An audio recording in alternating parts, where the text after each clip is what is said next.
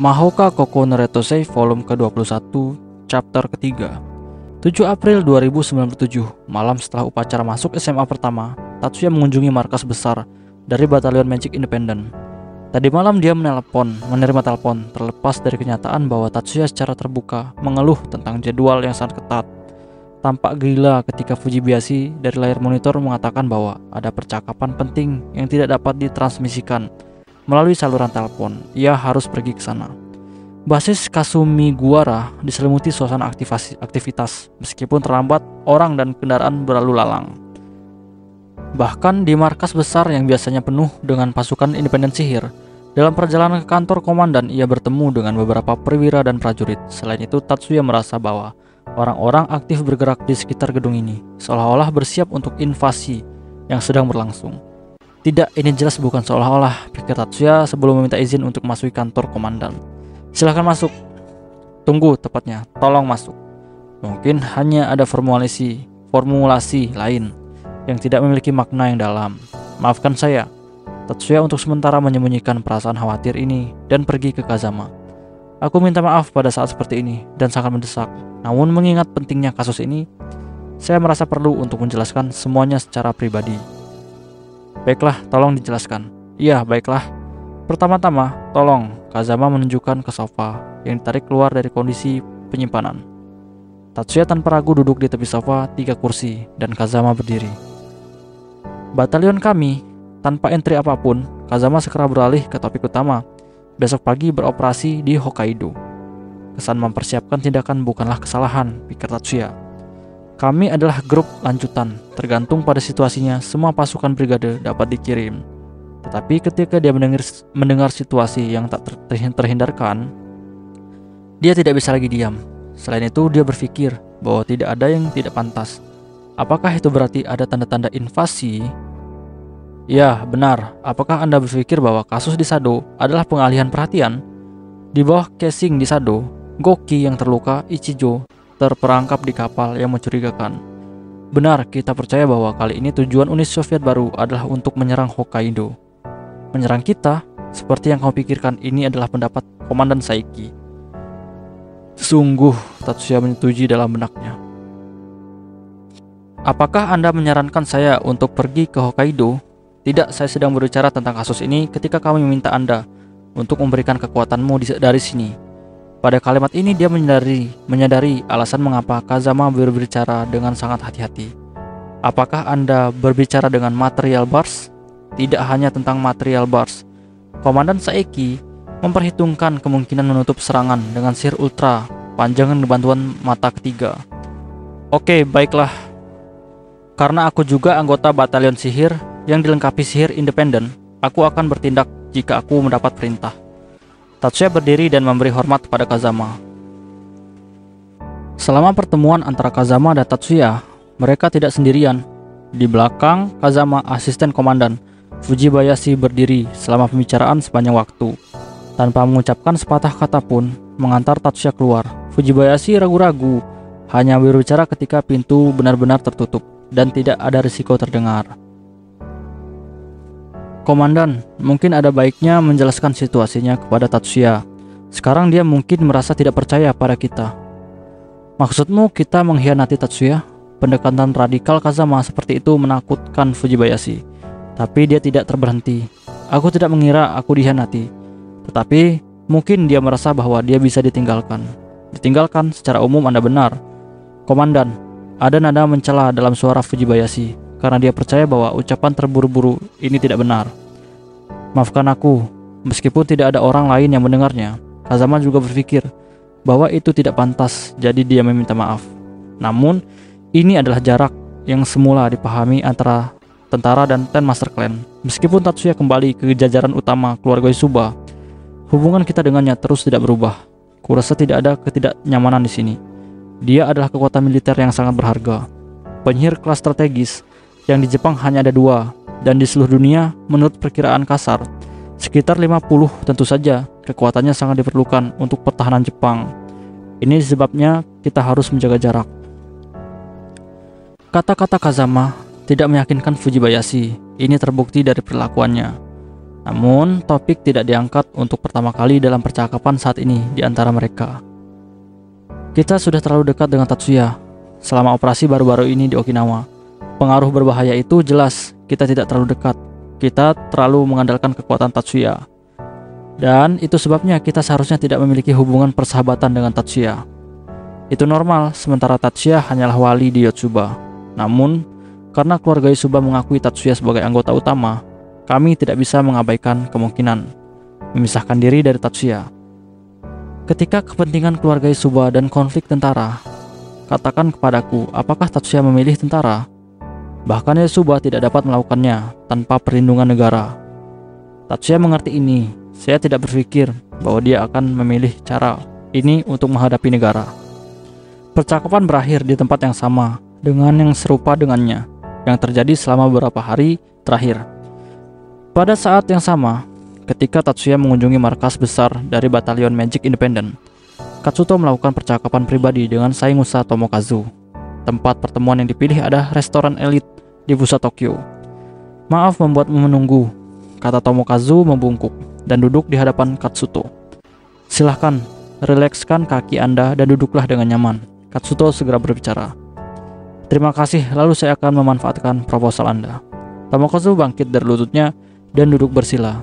Katsuto sendiri tetap dalam posisi formal di atas lututnya. Setelah bertukar beberapa kalimat sederhana dan menyegarkan diri dengan minuman ringan, keduanya langsung masuk ke mode diskusi. Ini tidak berarti bahwa mereka melakukannya secara bersamaan. Yang pertama mulai adalah Katsuto. Saemusa-san, saya mendengar dari adik perempuan Anda bahwa Anda ingin mendiskusikan sesuatu dengan saya. Benar, mari kita mulai bisnisnya, Jumonji-san. Bagaimana menurutmu? Bagaimana kita menghadapi gelombang permusuhan terhadap penyihir yang saat ini semakin meningkat? Katsuto mengungkapkan keterkejutannya pada informasi Tomokazu yang lembut ini, sedikit mengangkat alisnya. Bahkan hanya apa yang saya pikirkan tentang ini, tetapi bagaimana saya memikirkannya. Dengan kata lain, Saemusa-san, apakah Anda berpikir bahwa Anda perlu secara aktif memerangi gerakan anti-sihir? Benar, Tomokazu langsung mengenali ini, tidak menyangkal dan tidak menghindar.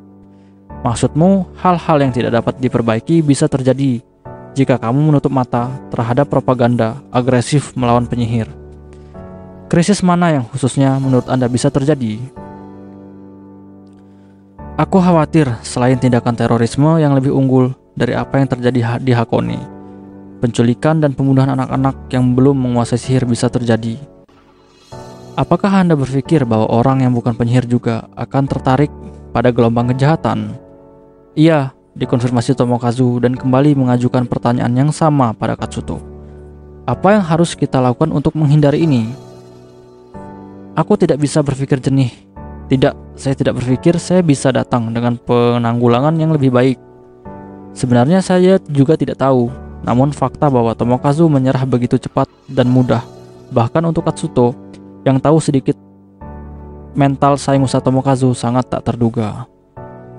Oleh karena itu, saya pikir, bagaimana kalau mengumpulkan bukan kepala keluarga atau orang seusia mereka, tetapi pemuda seusia kita yang merupakan penerus keluarga. Dimulai dengan 28 rumah. Bagaimana dengan meningkatkan peserta dengan menghubungkan angka dari 100 keluarga? Itu bukan ide yang buruk, pikir Katsuto. Dari posisi kepala keluarga, Katsuto mengerti bagaimana gaya berpikir telah berubah. Pemikiran idealis dapat sepenuhnya mengabaikan kemungkinan implementasi yang akan meningkatkan resiko membingungkan situasi. Oleh karena itu, jika kita mengumpulkan keturunan langsung dari garis utama keluarga yang tidak dibatasi oleh pemikiran kepala keluarga mereka, akan dapat tidak terganggu oleh kemungkinan implementasi. Maka dengan menggabungkan pikiran mereka mungkin dapat untuk memberikan proposal yang konstruktif untuk Ten Master Clan. Jika ini tentang bab keluarga berikutnya, maka aku tidak memenuhi persyaratan itu. Tomokazu sangat terkejut dengan kata-kata ini. Tidak karena Jumonji-san masih muda, tapi jika intinya adalah mengumpul orang-orang muda, jadi Anda menentukan penerimaan partisipasi berdasarkan usia. Lalu di bawah usia berapa Anda berencana menetapkan batas? Tentu saja, Saemusa-san sesuai dengan persyaratan bukan? Ya memang, misalnya, apakah kita akan mengambil orang yang berusia di bawah 30 tahun? Jika hingga 30 tahun, maka misalnya, Mutsuzuka Dono memiliki hak untuk berpartisipasi, dan Yatsuhiro Dono tidak lagi termasuk dalam daftar. Berkeringat dengan keringat dingin, entah bagaimana Tomokazu berhasil mengumpulkan pikirannya. Di suatu tempat harus ada batasan. Yatsuhiro Dono memiliki adik lelaki asisten selanjutnya, jadi saya pikir tidak akan ada masalah. Saya percaya tentu saja pembatas itu perlu. Katsuto mengangguk dengan wajah serius. Saya mengerti, saya akan membantu Anda sebanyak yang saya bisa. Namun setelah mendengar kelanjutannya, Tomokazu langsung santai. Sehari setelah upacara penerimaan di SMA pertama, umumnya tenang, tetapi kadang-kadang kamu bisa melihat ketidaktahuan atau kebingungan para pendatang baru. Tahun ini di kelas 3E, Jennifer Smith menjadi instruktur latihan lagi. Latihan berakhir sebelum akhir waktu yang ditentukan, dan Jennifer memanggil Tatsuya ke ruangan pengajaran. Shiba-kun juga ada di dewan sekolah, jadi aku akan berbicara sebentar. Sekarang hampir akhir pelajaran kelima. Segera setelah selesai, Tatsuya harus pergi ke ruang dewan sekolah. Jennifer menyadari hal ini. Ini masih awal untuk ini. Tapi topik apa yang Shiba-kun akan tampilkan dalam kompetisi tesis tahun ini? Dia merujuk pada kompetisi tesis sihir sekolah menengah nasional yang diadakan pada hari Minggu terakhir bulan Oktober. Saya belum memutuskan. Itu sebabnya Tatsuya sama sekali tidak terkejut dan menjawab begitu singkat. Begitukah? Luar biasa. Luar biasa? Luar biasa itu tidak memulai pelatihan atau apa. Tidak dapat memahami esensi Tatsuya. Jennifer tidak menunjukkan kegembiraan, mungkin karena sampai batas tertentu. Dia memperkirakan bahwa artinya akan dipertanyakan. Iya, sebenarnya aku bisa mengatakannya pada Shiba-kun. Ini karena pilihan topik untuk kompetisi ini. Betul. Sampai sebelum saat ini, harapan Tatsuya telah dikurangi menjadi 2 opsi. Entah dia akan meminta Anda untuk memilih pertanyaan spesifik terkait dengan Stellar Furnace, urutan ajaib untuk reaktor fusi nuklir, atau meminta untuk tidak menyentuh tema Stellar Furnace di kompetisi secara bersamaan. Tolong pilih topik selain Stellar Furnace sebagai tema untuk kontes. Menunggu Tatsuya bekerja di 50%. Baiklah. Jennifer memandang dengan curiga pada Tatsuya yang dengan cepat setuju. Anda bahkan tidak menanyakan alasannya. Aku sepenuhnya memahami bahaya Stellar Furnace. Saya pikir ini akan menjadi topik yang tidak bisa diterima untuk kontes. Benarkah? Rupanya campur tangan saya berlebihan. Sebenarnya Tatsuya punya motif lain, tetapi penjelasan saat ini meyakinkan Jennifer. Ia tidak dapat diterima untuk pengumuman disertasi di kompetisi. Tatsuya sebenarnya berpikir begitu. Namun bukan karena itu berbahaya. Stellar Furnace adalah penghubung utama dalam rencana pembebasan para penyihir yang dipikirkan Tatsuya. Dia khawatir bahwa peniru akan muncul dan mematenkan di depannya. Dari sudut pandang objektif, waktu percakapan dengan Jennifer tidaklah lama. Erika tidak terlalu sadar bahwa dia adalah gadis cantik yang bersaing dalam memperebutkan posisi 2 hingga 3 di SMA pertama. Tidak untuk tempat ke-1 dan sampai kedua, karena ada 1 orang dalam situasi khusus. Secara alami itu menarik perhatian siswa laki-laki. Desas-desus bahwa Erika sedang mengincar pria pendatang baru telah menyebar di SMA pertama. Onisama, pernahkah kamu mendengar rumor tentang Erika?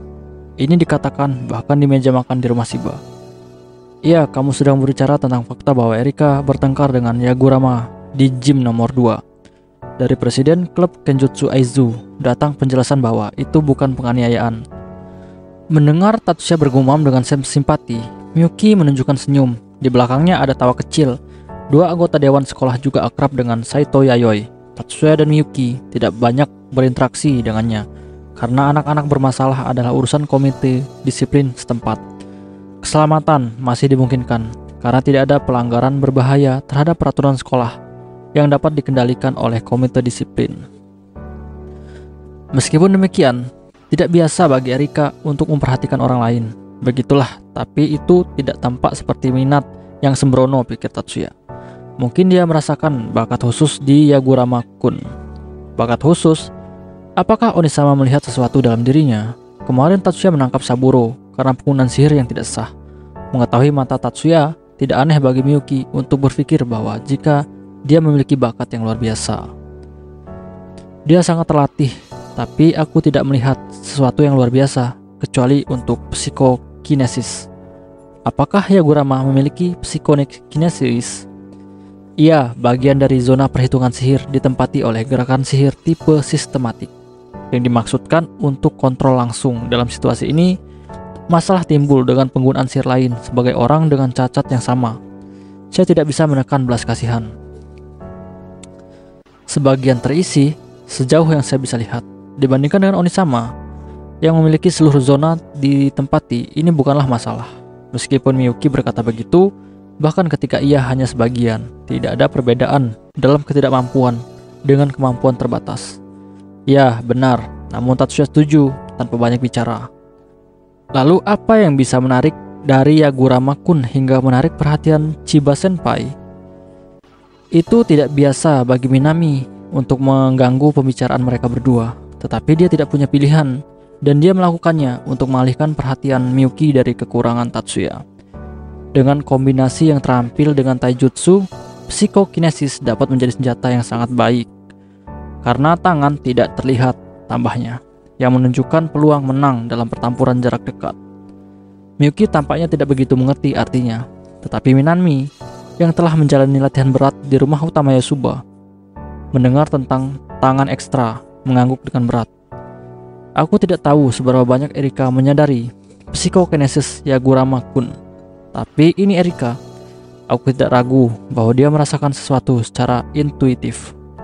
Ada sesuatu di Yagurama-kun. Dia bisa merasakan dan ingin melatihnya.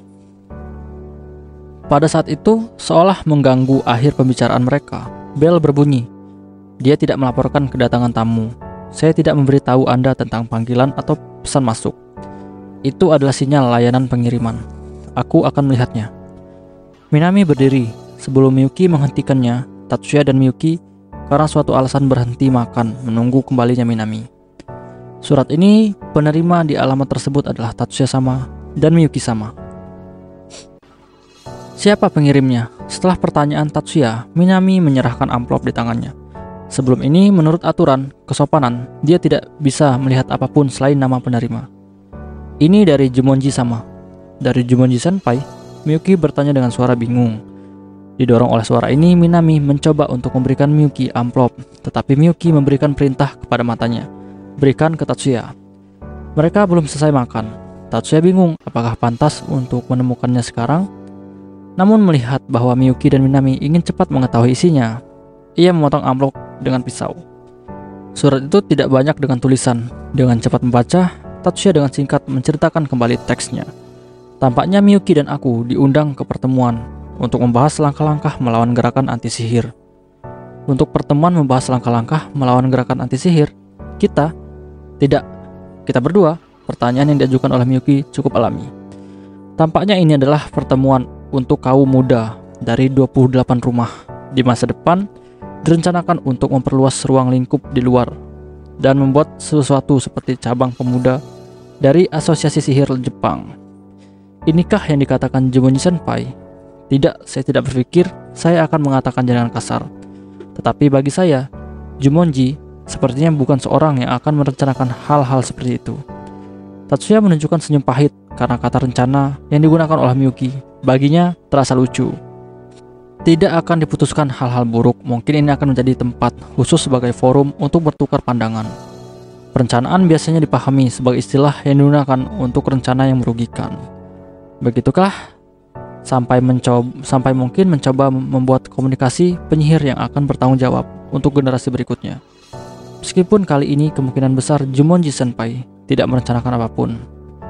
Yah, Onisama, Miyuki ingin berkata main-main, tapi berhenti. Arti kata-kata Tatsuya menembus pikirannya dengan sedikit keterlambatan waktu. Itu bukan pemikiran tentang Jumonji-senpai, seperti yang kamu katakan, Miyuki. Usulan ini sama sekali tidak seperti senpai. Tatsuya mengambil kata-kata lembut, tetapi nadanya yakin.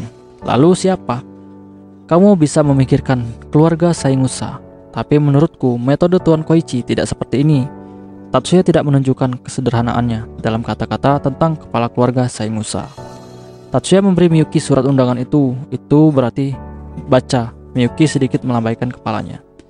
Jadi Onisama, apa yang akan kita lakukan? Terlepas dari apa yang tertulis dalam surat itu, Bagi Miyuki itu hanya berarti apa yang Tatsuya lakukan.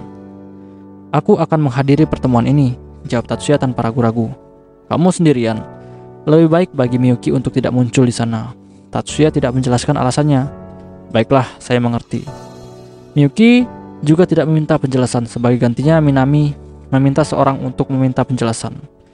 Pertemuan akan dimulai pada minggu depan jam 9 malam. Tempat ini adalah cabang dari Asosiasi Sihir Kanto. Pada hari ini, Miyuki akan tinggal di rumah Minami. Kamu tetap menjadi pendamping untuk Miyuki. Saya mengandalkan kamu. Ya, baiklah, namun tidak ada keberatan dengan perintah Tatsuya.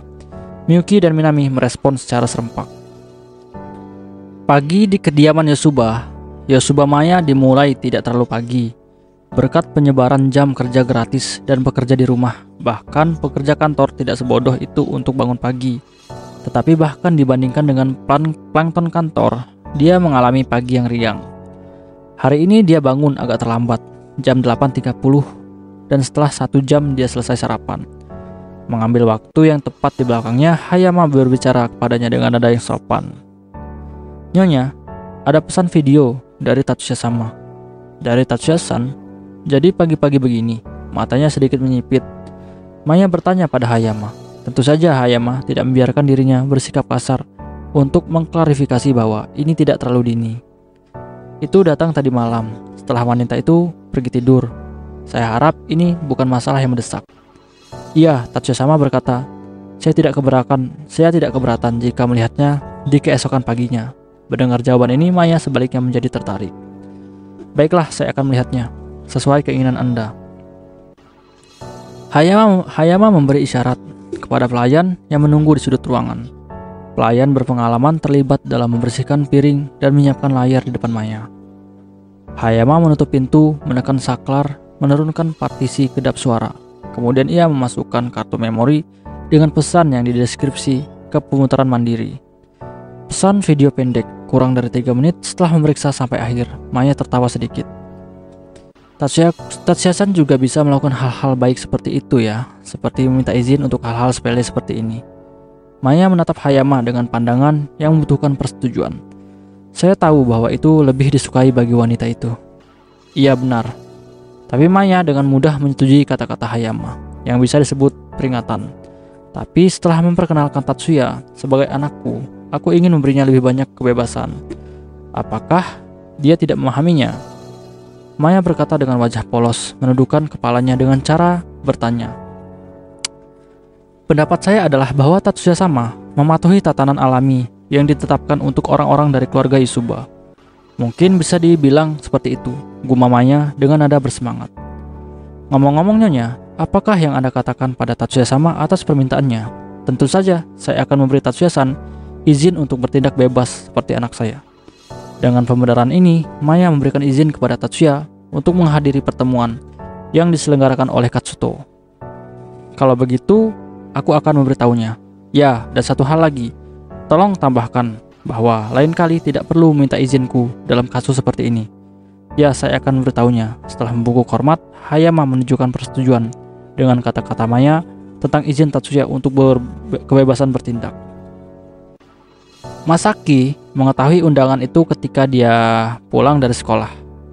Maafkan saya, kembali ke rumah, Masaki pertama pergi ke kamar tempat ayahnya berbaring.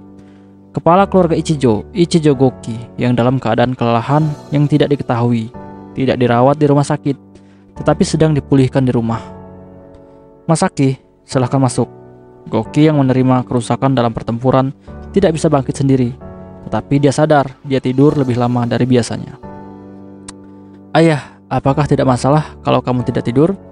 Goki memiliki tempat tidur bengkok dengan penggerak listrik, dan ia menyesuaikan dengan posisi semi duduknya. Iya, hari ini kekuatan sebagian besar telah kembali ke tangan dan kaki. Setelah menjawab Masaki, Goki memerintahkan berdiri di samping tempat tidur di bawah. Dia dengan bantuan remote memindahkan halaman kertas elektronik yang menempel di tempat tidur. Goki menggunakan waktunya untuk mengatur bawahan keluarga Ichijo. Dia biasanya menyerahkannya kepada penolong terdekat. Ayah, bukankah kapal Uni Soviet baru menghilang? Mendengar percakapan dengan bawahan, topik yang terpengaruh dari kapal yang mencurigakan yang menyebabkan kelemahan Goki. Masaki tanpa sadar terjepit ke dalam percakapan tersebut. Kapal yang mencurigakan itu tidak dikonfirmasi bahwa itu milik Uni Soviet baru. Jawaban Goki untuk pertanyaan Masaki tidak masuk akal. Ini bukan percakapan resmi, jadi tidak apa-apa. Atau, ayah, apakah Anda benar-benar percaya bahwa kapal ini bisa menjadi milik orang lain selain Uni Soviet baru? Kapal yang mencurigakan hilang. Mungkin kapal itu karam atau menghancurkan bukti. Aku mendengarmu berbicara tentang pencarian. Apakah Anda ingin mencari puing-puing di dasar laut? Mungkin itu akan terjadi. Baru-baru ini respon Goki menjadi tidak berarti. Seolah dia takut dengan telinga pihak ketiga. Ketika pikiran ini terpikir olehnya, Masaki menyadari kehilafannya sendiri. Ditanya tentang kapal yang mencurigakan itu tidak terlalu tertarik, tetapi dia juga sebelumnya telah mempersiapkan sebelum kata ini. Menyelesaikan percakapan dengan ayahnya dengan singkat. Begini caranya, Masaki berbicara dengan pihak ketiga yang datang ke rumah sakit hari ini. Sukubasan, terima kasih lagi untuk hari ini. Dengan senang hati, keadaan pikiran itu sendiri secara bertahap membaik. Tetapi bagi saya itu juga melegakan, karena sebagai hasilnya ini tidak menunjukkan ketidakmampuan saya. Sukabayuka, dengan bercanda menjawab Masaki, yang membungkuk dengan rasa terima kasih. Ini adalah alasan terakhir untuk memilih perawatan di rumah untuk pasien daripada rawat inap. Pada hari ketiga, Goki dibawa ke rumah sakit dan tidak ada cara untuk mendiagnosis penyebab kelemahannya. Keluarga itu diliputi kecemasan. Anak-anak perempuannya, Akane dan Ruri, menjadi tidak stabil secara emosional dan menangis dari waktu ke waktu. Istri Goki, Midori, berperilaku kukuh, tetapi bagi yang lain jelas bahwa berpura-pura menghibur para putrinya. Masaki juga berpura-pura berdarah dingin, tetapi dalam benaknya tidak bisa menahan kesedihan. Mereka yang mengulurkan tangan membantu mereka secara mengejutkan adalah keluarga Yosuba. Bahkan melupakan kejutan bahwa mereka mengetahui tentang gejala Goki. Pada hari yang sama, mereka tidak menerima tawaran mengirim spesialis ke Goki, yang pada saat itu bahkan tidak tahu harus berbuat apa. Dan ternyata bahwa sekarang wanita muda ini, Sukubayuka, berdiri di depan Masaki. Dia mendengar bahwa dia adalah seorang mahasiswa Parka Sarjana di Universitas Sihir, tetapi dia tidak memiliki kualifikasi medis. Saat ini zona perhitungan sihir bukanlah objek obat, namun dengan mempertimbangkan tujuan mengembalikan keadaan yang sehat kepada orang yang lemah. Apa yang dilakukan Yuka berbeda, bisa dibilang sebagai perawatan. Tapi fakta bahwa perawatan ditangani oleh orang yang tidak memahami syarat akan diungkapkan, itu akan menjawabkan masalah dalam berbagai aspek. Penilaian semacam itu juga ada. Apakah ayahku akan pulih? Sehari sebelum kemarin, dia berada dalam posisi yang bahkan tidak bisa dia goyang kepala dan sulit untuk berbicara. Sampai kemarin, dia tidak bisa menjaga posisinya agar tidak bergerak. Ketika tempat tidur membungkuk, mengingat hal ini, walaupun dia masih belum bisa bangun sendiri, kemampuan untuk mempertahankan posisi ini adalah langkah maju yang bagus. Namun terlepas dari kenyataan bahwa secara lahiriah ia telah membaik, ia sedang dalam perawatan. Masih ada banyak bagian yang tidak bisa dipahami, jadi saya tidak bisa mengatakan kapan dia akan pulih. Tetapi kondisinya terus membaik, semuanya akan baik-baik saja. Dia akan pulih. Yuka meyakinkan dalam pemulihan Goki, tanpa menghilangkan senyum dari wajahnya. Jangan khawatir Masaki, aku tidak akan seperti ini selamanya, aku akan segera sembuh. Mendengar tidak hanya dari Yuka, tapi dari Goki sendiri, sebuah janji yang kuat untuk disembuhkan, Masaki tampaknya telah sedikit tenang. Kalau begitu untuk hari ini cukup sekian, sampai jumpa besok. Sampai jumpa. Bagaimana kalau aku mengantarmu pulang? Terima kasih banyak, tidak perlu. Jangan repot-repot. Setelah dengan sopan menolak tawaran Masaki, Yuka membungkuk pada Goki, meninggalkan ruangan. Bawahan Goki mengikuti Yuka untuk menemaninya ke pintu keluar.